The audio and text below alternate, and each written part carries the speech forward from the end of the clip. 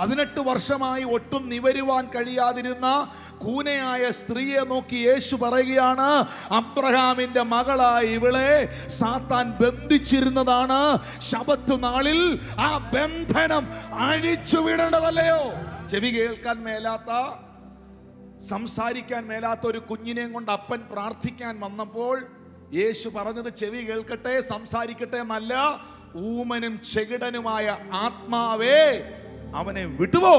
നമ്മുടെ യുവതലമുറയുടെ മുകളിൽ wrong spirit ഇന്ന് അവർ കാണുന്ന കാഴ്ചകളിലൂടെ, അവർ കേൾക്കുന്ന കേൾവികളിലൂടെ, ക്യാമ്പസുകളിലൂടെ, പാട്ടുകളിലൂടെ അവരുടെ ഇമോഷൻസിനെ, അവരുടെ വൈകാര്യ തലങ്ങളെ സാത്താൻ കയ്യിലെടുക്കുകയാണ്. അവരെ റോങ് വേയിലേക്ക് നയിക്കുകയാണ്. എന്നാൽ ഇന്ന് ഈ മെസ്സേജിൽ കേൾക്കുന്നവരോട് ഞാൻ പറയുന്നു, യേശു പറഞ്ഞു, ഏത് മനുഷ്യനെയും പ്രകാശിപ്പിക്കുന്ന സത്യവെളിച്ചം ഈ ലോകത്തിലേക്ക് വന്നു. എത്ര ഇരുട്ടിനകത്തിരിക്കുന്നവനെയും, എത്ര ഡ്രഗ് അഡിക്റ്റിനെയും, എത്ര ബന്ധനത്തിൽ കിടക്കുന്നവനെയും വിടുവിക്കാൻ കഴിയുന്ന ഒരു യേശു കർത്താവ് ഉണ്ട് എന്ന് വിശ്വസിക്കുന്നവർക്കായി ഞാൻ ദൈവത്തെ സ്തുതിക്കുന്നു. അതുകൊണ്ട് പ്രാർത്ഥിക്കണം.